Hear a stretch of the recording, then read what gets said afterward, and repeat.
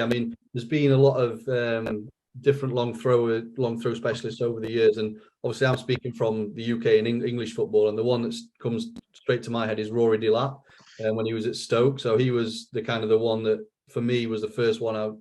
He was a real threat when we were playing him. And I remember the team that I support, Sunderland, we always had trouble. Well, a lot of teams had trouble dealing with these throws. And there was one time that I will always remember that one of our defenders actually chose to give a corner away rather than a throw-in because they were so dangerous at the throw-ins.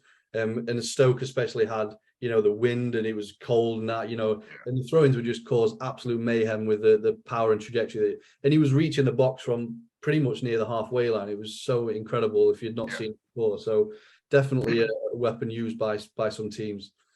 Yeah, and here it's really important for me to say that I'm coaching many teams who are not using the long throw-in as a set-piece weapon. For example, Liverpool, we don't do it.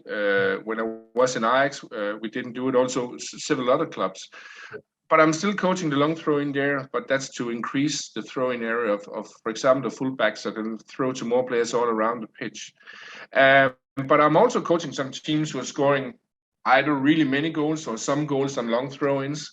But I also see some teams who are taking, if you ask me, too many long throw-ins with a bad quality, or they don't have good enough headers to flick it on. And so I won't I think you have to measure if your long throw-ins are effective, not only in goals, but also, corners after that or chances or so, because you're sometimes fascinated by that player who can really throw long and then wow, but it doesn't give you any chances. For me, it's much better to work with space creation around the penalty area and then get play in or cross or something else.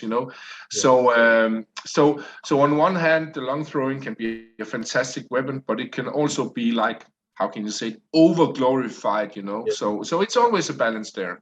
Yeah.